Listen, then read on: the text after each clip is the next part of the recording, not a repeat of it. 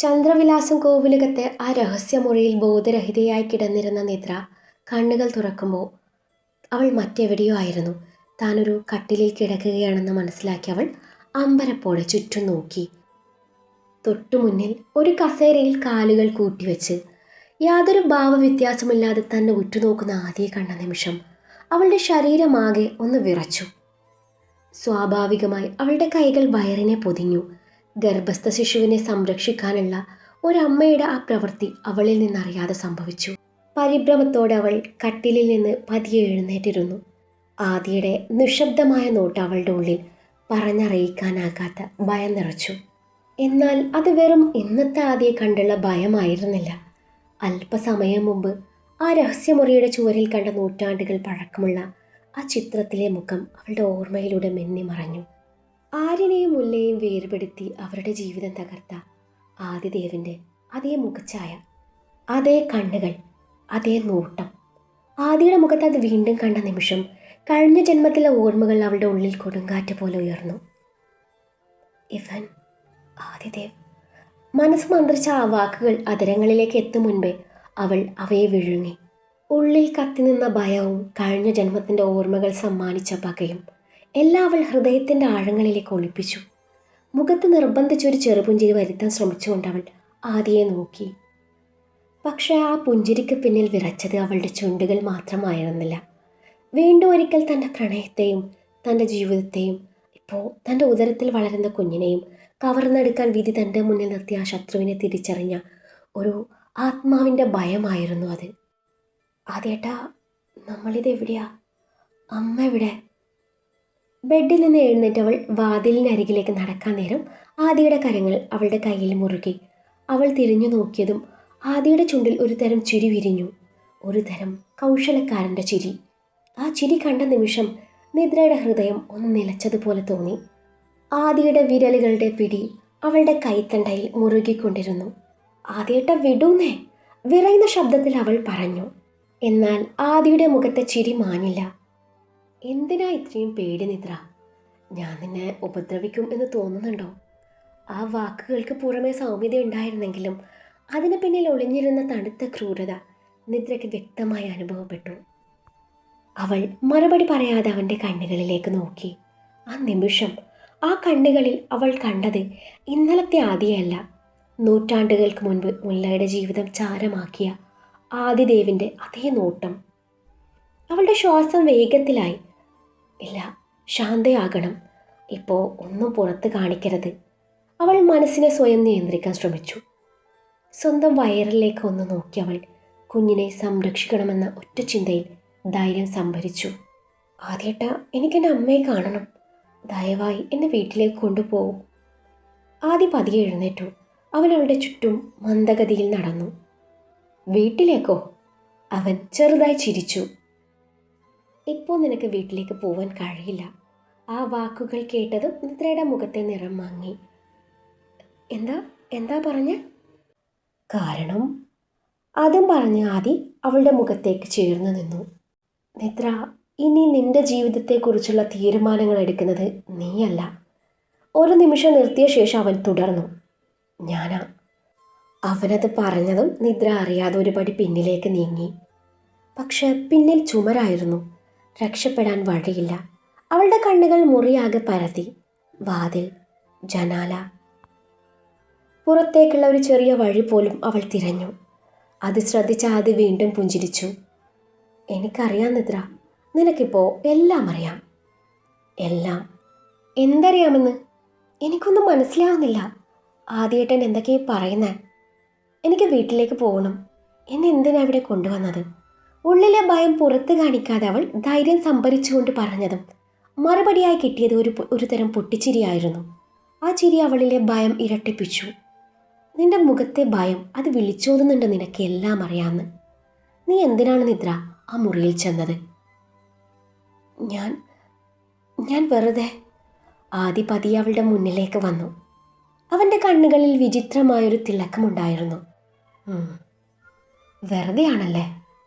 അവൻ ചിരിച്ചു. ഇന്നലെ വരെ നിനക്ക് ഒന്നും അറിയില്ലെന്ന് പറഞ്ഞാൽ ഞാനൊരു പക്ഷേ വിശ്വസിക്കുമായിരുന്നു. പക്ഷേ ആ രഹസ്യമുറിയിൽ കയറിയ നിമിഷം തന്നെ എല്ലാം മാറി. നിദ്രയുടെ നെഞ്ചിടിപ്പ് ഉയർന്നു. എന്താ എന്താ നിങ്ങൾ പറയുന്നേ? ആദ്യം അവളുടെ മുഖത്തേക്ക് ആഴത്തിൽ നോക്കി. നിനക്ക് ഒന്നും അറിയില്ല അല്ലേ? എങ്കിൽ നിനക്ക് ഞാൻ പറഞ്ഞു തരാം. ചില ആത്മാക്കൾ എത്ര ജന്മങ്ങൾ കഴിഞ്ഞാലും വീണ്ടും കണ്ടുമുട്ടും. ചില പകകൾ എത്ര കാലം കഴിഞ്ഞാലും അത് അവസാനിക്കില്ല.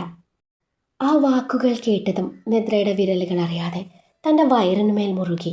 ആദിയുടെ കണ്ണുകൾ അവിടേക്ക് നീണ്ടു. ആദി പഴയ കഥകൾ ഒന്നുകൂടി അവൾക്ക് മുന്നിൽ തുറന്നു കാട്ടുകയായിരുന്നു. ആദ്യേട്ടാ, അതൊക്കെ കഴിഞ്ഞ ജന്മത്തിൽ നടന്ന കാര്യങ്ങളാണ്. അതൊന്നും ഞാൻ വിഷയമാക്കുന്നില്ല. അതുമല്ല, കഴിഞ്ഞ ജന്മത്തിൽ ആര്യനെയും മുല്ലയെയും പിരിച്ചത് ആദിദേവല്ലേ, അല്ലാതെ ഈ നിൽക്കുന്ന ആദ്യേട്ടനല്ലല്ലോ. എനിക്കറിയാം ആദ്യേട്ടൻ എൻ്റെ ഇച്ചായന് വലിയ കാര്യമായിരുന്നു എന്ന്. ആദ്യേട്ടനെ കുറിച്ച് ഇച്ചായൻ ഒരുപാട് എന്നോട് പറഞ്ഞിട്ടുണ്ട്. നിദ്ര തൻ്റെ ഉള്ളിലെ ദേഷ്യം അടക്കി പിടിച്ചുകൊണ്ടാണ് ഓരോന്ന് പറയുന്നത്. രക്ഷപ്പെടാൻ തൽക്കാലം അവൻ്റെ മുന്നിൽ അഭിനയിക്കുകയേ നിവൃത്തിയുള്ളൂ എന്ന് അവൾക്കറിയാമായിരുന്നു. അപ്പോഴും ആദി ചിരിക്കുകയാണ് ചെയ്തത്. ആദി നിദ്രയുടെ മുഖത്തേക്ക് ആഴത്തിൽ നോക്കി. ആ ചിരിയിൽ ഒരു വിചിത്രമായ നിശബ്ദതയുണ്ടായിരുന്നു. ഷോൺ എന്നെപ്പറ്റി നിന്നോട് ഒരുപാട് പറഞ്ഞിട്ടുണ്ടെന്നോ? അതിന് എന്നെപ്പറ്റി അവൻ എന്തറിയാം? അവൻ പതിയെ മുന്നോട്ട് നടന്നു. അവനറിയാവുന്നത് വർഷങ്ങൾക്ക് മുൻപ് സ്വന്തം അച്ഛനെയും അമ്മയെയും ഒരു അപകടത്തിൽ നഷ്ടപ്പെട്ട ചന്ദ്രവിലാസം കോവിലകത്തെ ഏക അവകാശി, എന്തും തുറന്ന് പറയാൻ പറ്റുന്ന താങ്ങും തണലുമായി കൂടെ നിന്ന തൻ്റെ പ്രിയപ്പെട്ട കൂട്ടുകാരൻ, 7ാം ക്ലാസ് മുതൽ MBBS വരെ ഒരുമിച്ച് പഠിച്ച സുഹൃത്ത്. അത്ര മാത്രമേ അവൻ അറിയുള്ളൂ. ഒരു നിമിഷം അവൻ നിശബ്ദനായി. പക്ഷേ അതിനുമപ്പുറം ആദിദേവ് ആരാണെന്ന് അവൻ ഒരിക്കലും അറിയില്ലായിരുന്നു. നിദ്രയുടെ നെഞ്ചിടിപ്പ് വേഗത്തിലായി. ആദിയുടെ കണ്ണുകളിലെ ശാന്തത അവളിലെ ഭയം ഇരട്ടിപ്പിച്ചു. ആർക്കും ഞാൻ എൻ്റെ യഥാർത്ഥ മുഖം കാണിച്ചിട്ടില്ല നിദ്ര. എല്ലാവർക്കും വേണ്ടത് മാത്രം ഞാൻ കാണിച്ചു. നല്ല സുഹൃത്ത്, വിശ്വസ്തൻ, സഹായിക്കാൻ എപ്പോഴും മുന്നിൽ നിൽക്കുന്നവൻ. അതായിരുന്നു അവർ കണ്ട ആദിദേവ്. അവൻ ചെറുതായി ചിരിച്ചു. പക്ഷേ ഓരോ മുഖംമൂടിക്കും പിന്നിൽ മറ്റൊരു മുഖമുണ്ടായിരുന്നു. നിദ്ര അവനെ സൂക്ഷിച്ചു നോക്കി. അവനെ ഞാൻ സ്നേഹിച്ചിരുന്നു, സ്വന്തം സഹോദരനെ പോലെ. പക്ഷേ ചില സത്യങ്ങൾ സൗഹൃദത്തേക്കാൾ വലുതാണ്. എന്ത് സത്യം? നിദ്ര ചോദിച്ചു. ആദി ജനലിനരികിലേക്ക് നടന്നു. പുറത്തേക്ക് വീണ് കിടക്കുന്ന ഇരുട്ടിലേക്ക് നോക്കിക്കൊണ്ട് അവൻ മന്ദമായി പറഞ്ഞു, വർഷങ്ങൾക്ക് മുൻപ് തറവാട്ടിൽ ജീവിച്ച ഒരു പൂർവികൻ്റെ പേരാണ് എനിക്കിട്ടതെന്ന് എൻ്റെ മുത്തശ്ശി എന്നോട് പലതവണ പറഞ്ഞിട്ടുണ്ട്. ആദിയുടെ ശബ്ദത്തിൽ ഓർമ്മകളുടെ നേർത്ത വിറയലുണ്ടായിരുന്നു. ചെറുപ്പം മുതൽ ഞാൻ വളർന്നത് എൻ്റെ മുത്തശ്ശിയുടെ കഥകൾ കേട്ടാണ്. രാത്രി ഉറങ്ങുന്നതിന് മുൻപ് മുത്തശ്ശി പറയുന്ന ഓരോ കഥയും ഞാൻ ശ്വാസം അടക്കി പിടിച്ച് കേൾക്കും. മറ്റുള്ള കുട്ടികൾക്ക് ഉറക്കപ്പാട്ട് എങ്ങനെയായിരുന്നു, എനിക്ക് മുത്തശ്ശി കഥകൾ അതുപോലെ ആയിരുന്നു. അവൻ ചെറുതായി പുഞ്ചിരിച്ചു. കാലം കഴിഞ്ഞപ്പോൾ അതൊരു ശീലമായിരുന്നില്ല, ഒരു ലഹരിയായി മാറി. ഓരോ കഥയും അവസാനിക്കുമ്പോൾ അടുത്തത് കേൾക്കാൻ ഞാൻ കാത്തിരിക്കും. ഒരു നിമിഷം അവൻ ജനലിന് പുറത്തേക്ക് നോക്കി നിന്നു.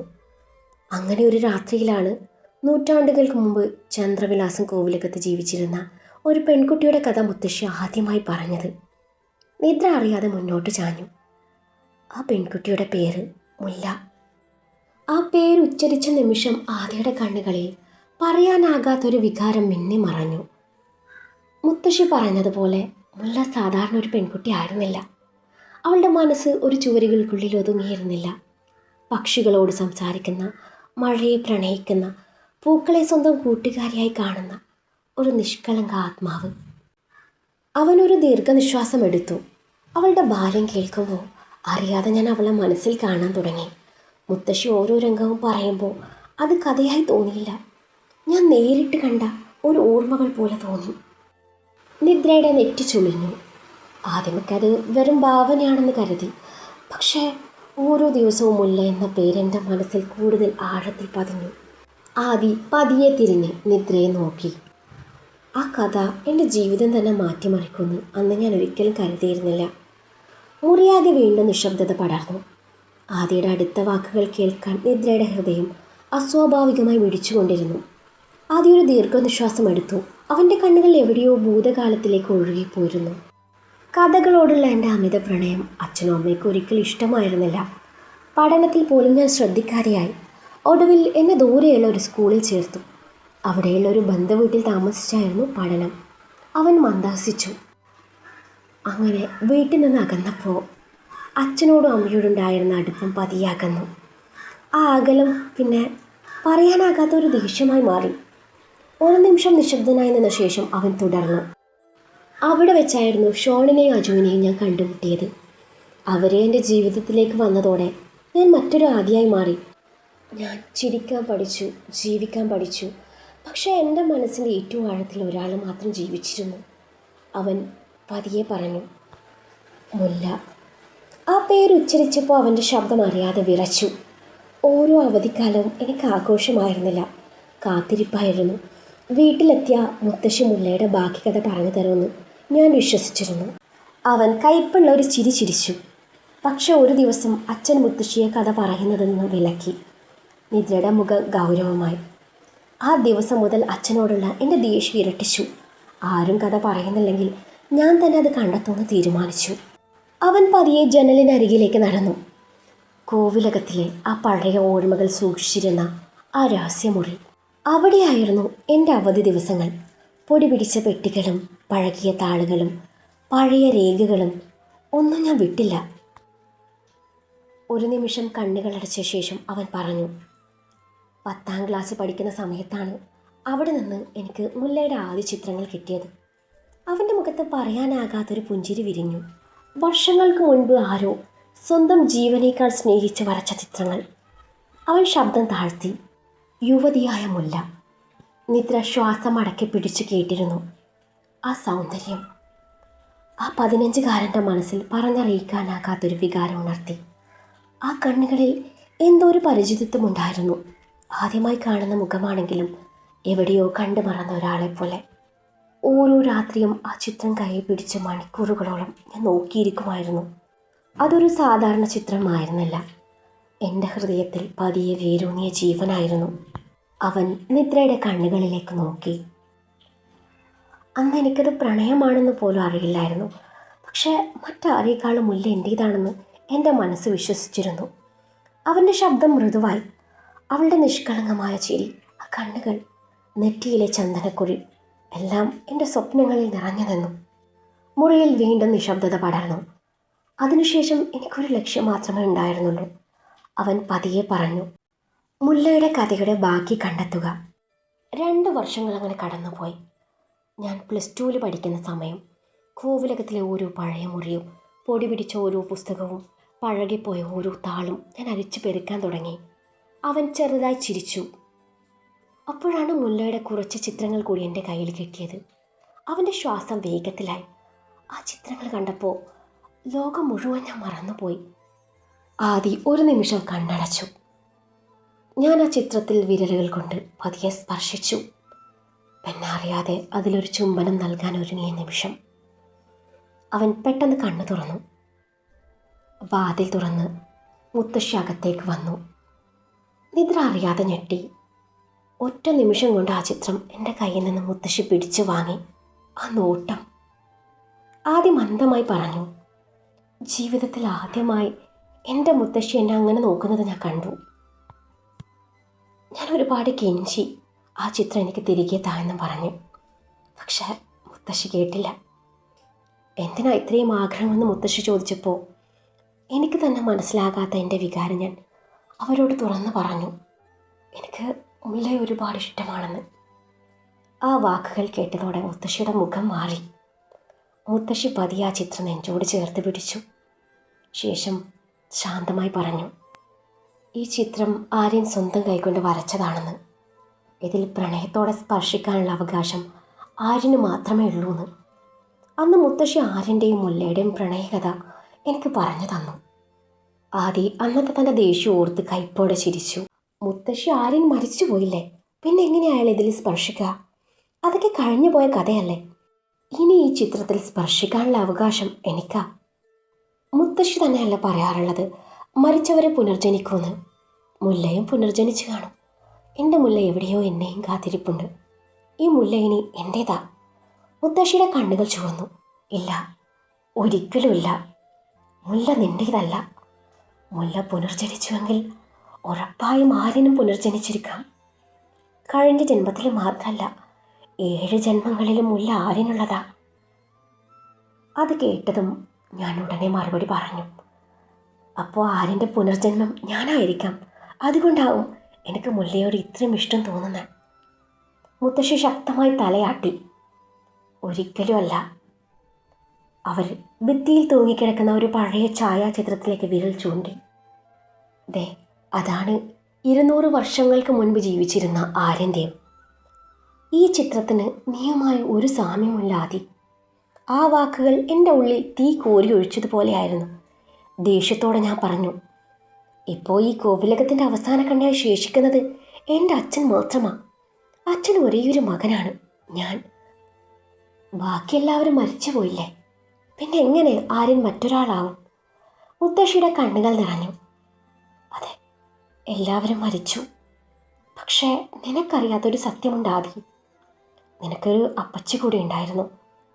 നിന്റെ അച്ഛൻ്റെ ഏക സഹോദരി ഭാനുമതി, എൻ്റെ ഭാനു. ആദിയുടെ കണ്ണുകൾ വികസിച്ചു. പുറത്ത് പഠിക്കാൻ പോയി അവൾ തിരികെ വന്നപ്പോൾ അവളുടെ വയറ്റിലൊരു കുഞ്ഞ് വളരുന്നുണ്ടായിരുന്നു. എത്ര ചോദിച്ചിട്ടും ആ കുഞ്ഞിൻ്റെ അച്ഛൻ ആരാണെന്ന് മാത്രം അവൾ പറഞ്ഞില്ല. ആ കുഞ്ഞിനെ ഇല്ലാതാക്കാൻ നിൻ്റെ അച്ഛൻ ഒരുപാട് നിർബന്ധിച്ചു. പക്ഷെ ഭാനു അവൾ സമ്മതിച്ചില്ല. കുഞ്ഞിനെ കൊന്ന താനും ജീവനൊടുക്കുമെന്ന് അവൾ പറഞ്ഞു. അന്ന് നിന്റെ അച്ഛൻ സഹോദരിയെ ജീവനോടെ നിലനിർത്താൻ മിണ്ടാതിരുന്നു. മുത്തശ്ശിയുടെ ശബ്ദം ഇടറി. കാലം തികഞ്ഞപ്പോൾ അവളൊരു ആൺകുഞ്ഞിന് ജന്മം നൽകി. പക്ഷേ കുഞ്ഞ് ജനിച്ച ഉടൻ നിന്റെ അച്ഛനും കാര്യസ്ഥൻ രാജനും ചേർന്ന് ആ കുഞ്ഞിനെ എവിടെയോ ഉപേക്ഷിച്ചു. എന്നെ ഒരു നോക്ക് കാണാൻ പോലും അനുവദിച്ചില്ല. ഭാനുമതിയോട് കുഞ്ഞ് മരിച്ചുപോയെന്ന് കള്ളം പറഞ്ഞു. ഒരു കണ്ണുനീർ തുള്ളി മുത്തശ്ശിയുടെ കവളിലൂടെ ഒഴുകി. പിന്നീട് കുഞ്ഞിനെ നഷ്ടപ്പെട്ട ദുഃഖം താങ്ങാനാവാതെ എൻ്റെ മോളും ജീവനൊടുക്കി. മുറി മുഴുവൻ നിശബ്ദമായി. വർഷങ്ങൾക്ക് ശേഷം നിന്റെ അച്ഛൻ സത്യം എന്നോട് തുറന്ന് പറഞ്ഞു. പക്ഷേ കുഞ്ഞിനെവിടെയാ ഉപേക്ഷിച്ചതെന്നോ ആരാണ് വളർത്തിയതെന്നോ ഒന്നും പറഞ്ഞില്ല. ആ കുഞ്ഞിനെ കണ്ടെത്താനും ഞാൻ ഒരുപാട് ജ്യോത്സ്യന്മാരെ കണ്ടു. അപ്പോഴാണ് ആ തിരുമേനി എന്നോട് പറഞ്ഞത്. മുത്തശ്ശിയുടെ ശബ്ദം വിറച്ചു. ആ കുഞ്ഞ് മറ്റാരുമല്ല, ആര്യൻ്റെ പുനർജന്മമാണ്. അദ്ദേഹമാണ് ആര്യൻ്റെയും മുല്ലയുടെയും കഴിഞ്ഞ ജന്മത്തിലെ കഥ എനിക്ക് പറഞ്ഞു തന്നത്. പിന്നീട് തിരുമേനി ഒന്നുകൂടെ എന്നോട് പറഞ്ഞു, അവനെ അന്വേഷിക്കണ്ട, അവനിപ്പോൾ സുരക്ഷിതമായ കൈകളിലാണ്. സമയമാകുമ്പോൾ അവൻ ചന്ദ്രവിലാസം കോവിലകത്തിലേക്ക് തിരിച്ചെത്തും. മുത്തശ്ശിയുടെ ഓരോ വാക്കുകളും ആദിയുടെ ഉള്ളിൽ കൊടുങ്കാറ്റ് പോലെ ആഞ്ഞടിച്ചു. അപ്പോൾ ആര്യൻ്റെ പുനർജന്മം ഞാനല്ല അല്ലേ? വിറയലോടെ ആദി ചോദിച്ചു. മുത്തശ്ശി പതിയെ തലയാട്ടി. മുത്തശ്ശിയുടെ പതിയെ തലയാട്ടൽ ആദിയുടെ നെഞ്ചിൽ ഒരു മിന്നലായി പതിച്ചു. ഇല്ല ആദി, ആര്യൻ്റെ പുനർജന്മം നീയല്ല. ആ ഒരു വാചകം കേട്ട നിമിഷം അവൻ്റെ മുഖത്തെ നിറം മാഞ്ഞു. അല്ല അല്ല മുത്തശ്ശി, മുത്തശ്ശി കള്ളം പറയാ. അപ്പോൾ ഇത്രയും വർഷം ഞാൻ അനുഭവിച്ചതൊക്കെ എന്തായിരുന്നു? മുല്ലയെ കണ്ടിട്ടില്ലാത്ത എനിക്ക് അവൾ എന്തിനാണ് ഇത്രയധികം സ്നേഹിക്കാൻ തോന്നിയത്? അവൾ ഓരോ ചിത്രവും കണ്ടപ്പോൾ എൻ്റെ ഹൃദയം എന്തിനാണ് വിറച്ചത്? അവൻ്റെ ശബ്ദം പൊട്ടിയിരുന്നു. മുത്തശ്ശി സങ്കടത്തോടെ അവൻ്റെ തോളിൽ കൈവച്ചു. സ്നേഹവും വിധിയും രണ്ടും ഒരുപോലെ അല്ലാതെ. ചിലപ്പോൾ ഒരാളുടെ കഥ കേട്ട് നമ്മൾ അയാളുടെ ജീവിതത്തോട് പ്രണയത്തിലാകും. പക്ഷെ അതുകൊണ്ട് ജീവിതം നമ്മുടേതാകില്ല. ആദി തല കുലുക്കി. ഇല്ല, മുല്ല എൻ്റേതാ, എനിക്ക് മാത്രമാണുള്ളത്. അവൻ്റെ കണ്ണുകളിൽ ആദ്യമായി ഭ്രാന്തിൻ്റെ നേർത്ത ജ്വാല തെളിഞ്ഞു. മുത്തശ്ശി വിറച്ചുപോയി. ആദി, ഈ വാശി നിന്നെ നശിപ്പിക്കും. പക്ഷെ ആ വാക്കുകളിൽ അവൻ കേട്ടില്ല. ഭിത്തിയിൽ തൂങ്ങിയിരുന്ന ആര്യൻ്റെ ചിത്രം അവൻ ഉറ്റുനോക്കി. ആരായാലും, ആര്യൻ്റെ പുനർജന്മം ആരായാലും, ഈ ജന്മത്തിൽ മുല്ലയെ ഞാൻ ആർക്കും വിട്ടുകൊടുക്കില്ല. ആ നിമിഷം മുതൽ ആദിദേവിൻ്റെ ഉള്ളിൽ അപകടകരമായ ഒരു തീരുമാനം ജനിക്കുകയായിരുന്നു. അപ്പോൾ മുല്ല എൻ്റേതാവില്ല അല്ലേ? ആ ചോദ്യത്തിൽ ഒരു 17കാരൻ്റെ നിസ്സഹായത മുഴുവൻ ഉണ്ടായിരുന്നു. മുത്തശ്ശി അവൻ്റെ തോളിൽ കൈവച്ചു. പ്രണയം സ്വന്തമാക്കലല്ല ആദി, വിധി എഴുതിയവരാ ഒന്നാവുക. നിനക്കൊരിക്കലും മുല്ലയെ കിട്ടില്ല. ഈ ജന്മത്തിലും മുല്ല ആര്യനുള്ളതാ. ആ നിമിഷം മുല്ല ആര്യനുള്ളതാണ് ഈ ജന്മത്തിലും. മുത്തശ്ശിയുടെ വാക്കുകൾ ആദിയുടെ ചെവിൽ വീണ്ടും വീണ്ടും മുഴങ്ങിക്കൊണ്ടിരുന്നു. അവൻ്റെ കണ്ണുകൾ ചുവന്നു. മുഖത്തെ വേദന നിമിഷങ്ങൾക്കകം നിയന്ത്രണം വിട്ട കോപമായി മാറി. ഇല്ല, അവൻ അലറി. തൊട്ടരികിലുണ്ടായിരുന്ന പഴയ വെങ്കല വിളക്ക് വിറയ്ക്കുന്ന കൈകളാൽ വലിച്ചെടുത്തു. മുല്ല എൻ്റേത് മാത്രം. ഭ്രാന്ത് പിടിച്ചവനെ പോലെ അവൻ ആ വിളക്ക് മുത്തശ്ശിയുടെ തലയിലേക്ക് ആഞ്ഞടിച്ചു. ആ പ്രഹരത്തിൽ മുത്തശ്ശി നിലത്തേക്ക് വീണു. നെറ്റിയിൽ നിന്ന് രക്തം പതിയെ നിലത്തേക്ക് ഒഴുകി. ആദി, വേദനയാൽ വിറച്ചുകൊണ്ട് അവനെ നോക്കി. ആ ഒരു നിമിഷം അനങ്ങാതെ നിന്നു. സ്വന്തം കൈകളിൽ രക്തം പുരണ്ട വെങ്കല വിളക്ക്, തറയിൽ കിടക്കുന്ന മുത്തശ്ശി. അവൻ്റെ ശ്വാസം വേഗത്തിലായി. ഞാൻ ഭയം ആദ്യമായി അവൻ്റെ മുഖത്ത് തെളിഞ്ഞു. പക്ഷെ ആ ഭയം ഒരു നിമിഷം മാത്രം. അടുത്ത നിമിഷം അവൻ്റെ ഉള്ളിൽ മറ്റൊരാൾ ഉണർന്നു. അവൻ പതിയെ മുത്തശ്ശിയുടെ അരികിൽ മുട്ടുകുത്തിയിരുന്നു. ഇതെല്ലാം നിങ്ങളുടെ തെറ്റാ. അവൻ്റെ ശബ്ദം അസ്വാഭാവികമായി ശാന്തമായിരുന്നു. നിങ്ങൾ ആ സത്യം എന്നോട് പറഞ്ഞില്ലായിരുന്നെങ്കിൽ ഇതൊന്നും സംഭവിക്കുമായിരുന്നില്ല. മുത്തശ്ശി വിറയുന്ന കൈകൊണ്ട് അവൻ്റെ കവിളിൽ സ്പർശിച്ചു. ആദി, ഇപ്പോഴും വൈകിയിട്ടില്ല. ഈ വഴിയിൽ പോവരുത്. മുല്ലയെ സ്വന്തമാക്കാൻ രക്തം ചീന്തിയ നിനക്കൊരിക്കലും സമാധാനം കിട്ടില്ല. ആദിയുടെ കണ്ണുകളിൽ കണ്ണുനീർ നിറഞ്ഞു. ഒരു നിമിഷത്തേക്ക് അവൻ്റെ മനസ്സാക്ഷി ഉണർന്നു. പക്ഷേ ഭിത്തിയിൽ തൂങ്ങിക്കിടക്കുന്ന ആര്യൻ്റെ ഛായാചിത്രത്തിലേക്ക് അവൻ്റെ നോട്ടം പതിഞ്ഞതും ആ മൃദുത്വം വീണ്ടും അപ്രത്യക്ഷമായി. ഇല്ല, സമാധാനം വേണ്ട. എനിക്ക് വേണ്ടത് മുല്ലയാണ്. മുത്തശ്ശിയുടെ ശ്വാസം പതിയെ ക്ഷയിച്ചു. അവരവസാനമായി പറഞ്ഞു, ഓർമ്മിച്ചോളൂ ആദി, ആര്യനെയും മുല്ലയും ആർക്കും വേർപെടുത്താൻ കഴിയില്ല. ഒരു നിമിഷം ശ്വാസമെടുത്ത ശേഷം അവർ വീണ്ടും മന്ദമായി തുടർന്നു. അതിന് നീ വീണ്ടും ശ്രമിച്ച കഴിഞ്ഞ ജന്മത്തിൽ നിന്റെ ക്രൂരതയിൽ ചുട്ടരിഞ്ഞ ആ പിഞ്ചു കുഞ്ഞിൻ്റെ ആത്മാവ് ഇനി നിശബ്ദമായി അടങ്ങിയിരിക്കില്ല. ആ കുഞ്ഞിൻ്റെ നിലവിളി ഓരോ ജന്മത്തിലും നിന്നെ പിന്തുടരും. അത് നിന്റെ പാപത്തിൻ്റെ കാവലായി വരും. മുല്ലയെ തൊടാൻ നീ വീണ്ടും കൈ നീട്ടുന്ന നിമിഷം നിന്റെ നാശത്തിൻ്റെ തുടക്കം അതായിരിക്കും. മുത്തശ്ശിയുടെ അവസാന വാക്കുകൾ ഇപ്പോഴും ആദിയുടെ കാതുകളിൽ മുഴങ്ങിക്കൊണ്ടിരുന്നു. ആ കുഞ്ഞിൻ്റെ നിലവിളി ഓരോ ജന്മത്തിലും നിന്നെ പിന്തുടരും. അത് നിന്റെ പാപത്തിൻ്റെ കാവലായി വരും. മുല്ലയെ തൊടാൻ നീ വീണ്ടും കൈ നീട്ടുന്ന നിമിഷം നിന്റെ നാശത്തിൻ്റെ തുടക്കം അതായിരിക്കും. ആ അവസാന വാക്കുകളോടൊപ്പം മുത്തശ്ശിയുടെ കൈ ആദിയുടെ കവിളിൽ നിന്ന് പതിയെ താഴേക്ക് വീണു. മുറിയാകെ ഭയാനകമായ ഒരു നിശബ്ദത പടർന്നു. ആദി അനങ്ങാതെ നിന്നു. എന്നാൽ അവൻ്റെ ഉള്ളിൽ ആ പ്രവചനം ശാപം പോലെ വീണ്ടും വീണ്ടും മുഴങ്ങിക്കൊണ്ടിരുന്നു. അപ്പോഴാണ് പിന്നിൽ നിന്ന് ഒരു ഞെട്ടിയ ശബ്ദം ഉയർന്നത്. ആദി പെട്ടെന്ന് തല ഉയർത്തി നോക്കി. വാതിൽക്കൽ നിന്നിരുന്നത് അവൻ്റെ അമ്മയായിരുന്നു. മുന്നിലെ രക്തം പുരണ്ട കാഴ്ച കണ്ട നിമിഷം അവരുടെ ശരീരം വിറച്ചുപോയി. വിശ്വസിക്കാനാവാതെ അവർ ആദിയെയും നിലത്ത് കിടക്കുന്ന മുത്തശ്ശിയെയും മാറി മാറി നോക്കി. വിറച്ച വിരൽ ആദിക്ക് നേരെ നീണ്ടു. ആദി! ശബ്ദം പോലും മുഴുവനായി പുറത്തു വന്നില്ലായിരുന്നു. കണ്ണുകളിൽ നിന്ന് കണ്ണുനീർ ധാരയായി ഒഴുകി. ആദിയുടെ നെഞ്ചു ശക്തമായി ഉയർന്നു താഴ്ന്നു. അമ്മേ! പക്ഷെ ആ അമ്മയ്ക്ക് അവൻ്റെ ഒരു വാക്കും കേൾക്കാൻ കഴിഞ്ഞില്ല. ഞാൻ ഇപ്പം തന്നെ നിൻ്റെ അച്ഛനോട് എല്ലാം പറയും. അതും പറഞ്ഞ് അവർ തിരിഞ്ഞോടി. അവരുടെ ആ വാക്കുകൾ ആദിയുടെ ഉള്ളിൽ ഉറങ്ങിക്കിടന്നിരുന്ന ക്രൂരതയെ വീണ്ടും ഉണർത്തി. നിലത്ത് കിടന്നിരുന്ന അതേ വിളക്കവൻ വീണ്ടും കയ്യിലെടുത്തു.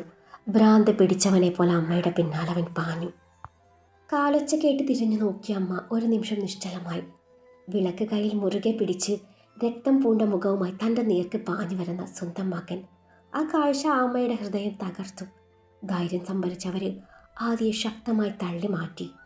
ആ അവസരം മുതലെടുത്ത് അവർ നേരെ ഭർത്താവ് കിടന്നിരുന്ന മുറിയിലേക്ക് ഓടിക്കയറി. അകത്ത് കയറിയുടൻ വാതിൽ വലിച്ചടച്ച് കുറ്റിയിട്ടു. പുറത്തെത്തിയ ആദി വാതിൽ ആഞ്ഞടിച്ചു. തുറക്ക്! വാതിൽ തുറക്കാനല്ല പറഞ്ഞത്. അവൻ്റെ ശബ്ദം ക്രമേണ വികൃതമായി. വാതിൽ തകർക്കാൻ അവനാവുന്നതെല്ലാം ചെയ്തു. പക്ഷേ വാതിൽ തുറന്നില്ല. അകത്ത് വിറച്ചുകൊണ്ടിരുന്ന ഭാര്യ ശ്വാസം കിട്ടാതെ സംഭവിച്ചതെല്ലാം ഭർത്താവിനോട് പറഞ്ഞു. ഒരു നിമിഷം കൊണ്ട് അയാളുടെ മുഖത്ത് നിറം മാഞ്ഞു. ഭയത്തിൻ്റെ നിഴൽ കണ്ണുകളിൽ നിറഞ്ഞു. അവൻ നമ്മളെയും കൊല്ലും, വിറയുന്ന ശബ്ദത്തിൽ അയാൾ പറഞ്ഞു. ഉടൻ തന്നെ മുറിയിലെ ലാൻഡ് ഫോൺ എടുത്ത് പോലീസിനെ വിളിക്കാൻ ശ്രമിച്ചു. പക്ഷേ റിസീവർ ചെവിയോട് ചേർത്ത നിമിഷം അയാളുടെ ഹൃദയം ഒന്ന് നിലച്ചു. ഫോൺ ലൈൻ വിച്ഛേദിക്കപ്പെട്ടിരിക്കുന്നു. അതേസമയം വാതിലിൽ എന്തോ ഭാരമുള്ള വസ്തു കൊണ്ട് ഇടിക്കുന്ന ഭീകരമായ ശബ്ദമുഴങ്ങി. മുല്ല എൻ്റേതാ, എൻ്റേത് മാത്രം. പുറത്തുനിന്ന് ആദിയുടെ അലർച്ച മുഴുവൻ വീടിനെയും വിറപ്പിച്ചു.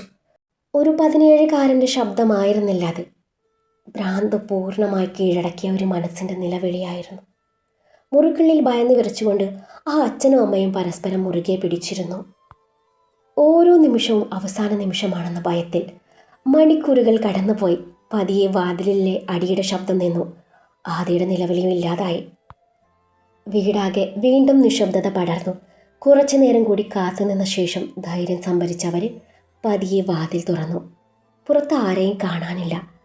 ഒരു നിമിഷം പോലും പാഴാക്കാതെ ഇരുവരും വീടിന് വെളിയിലേക്ക് നടന്നു. കാർ സ്റ്റാർട്ട് ചെയ്തതും ഭയവും പരിഭ്രാന്തി നിറഞ്ഞ മനസ്സോടെ അവർ നേരെ പോലീസ് സ്റ്റേഷൻ ലക്ഷ്യമാക്കി പാഞ്ഞു. അവരുടെ പോക്ക് ക്രൂരമായൊരു ചിരിയോടെ ആദ്യം മുകളിലെ ബാൽക്കണിയിൽ നിന്ന് നോക്കി നിന്നു. അവൻ്റെ കയ്യിൽ ഇപ്പോഴും രക്തം പുരണ്ട ആ വെങ്കല വിളക്കുണ്ടായിരുന്നു. അവൻ പതിയെ ചിരിച്ചു. പക്ഷേ നിങ്ങൾ അവിടെ എത്തില്ല. കുറച്ചു മുൻപ് മുറ്റത്ത് നിർത്തിയിരുന്ന കാറിൻ്റെ ബ്രേക്ക് വയർ അവൻ മുറിച്ചിട്ടിരുന്നു. ചിന്തകളിൽ നിന്ന് മടങ്ങിയെത്തിയ ആദി ഒരു ദീർഘനിശ്വാസം എടുത്തു. പിന്നെ ശാന്തമായ സ്വരത്തിൽ തുടർന്നു. അച്ഛൻ്റെ അമ്മയുടെ മരണം എല്ലാവരും ഒരു അപകടമായാണ് കരുതിയത്. മുത്തശ്ശിയുടെ മൃതദേഹം ഞാൻ തറവാട്ടിൽ തന്നെ രഹസ്യമായി കുഴിച്ചു മൂടി. അതിനുശേഷം അച്ഛനെയും അമ്മയെയും നഷ്ടപ്പെട്ട നിസ്സഹായനായ മകൻ്റെ വേഷം കെട്ടി എല്ലാവരുടെയും മുന്നിൽ ഞാൻ ഭംഗിയായി അഭിനയിച്ചു. എന്നാൽ എൻ്റെ ഉള്ളിൽ ഒരേയൊരു ലക്ഷ്യമേ ഉണ്ടായിരുന്നുള്ളൂ. മുത്തശ്ശി പറഞ്ഞ ഭാനുമതി അപ്പച്ചിയുടെ മകൻ ആരാണെന്ന് കണ്ടെത്തുക. ആ സത്യം അറിയാവുന്ന ഒരേയൊരാൾ രാജേട്ടനായിരുന്നു. രാജേട്ടന് മുന്നിൽ ഞാൻ നല്ലവനായി അഭിനയിച്ചു. ഒടുവിൽ രാജേട്ടനിൽ നിന്നാണ് ഞാൻ ആ സത്യം അറിയുന്നത്.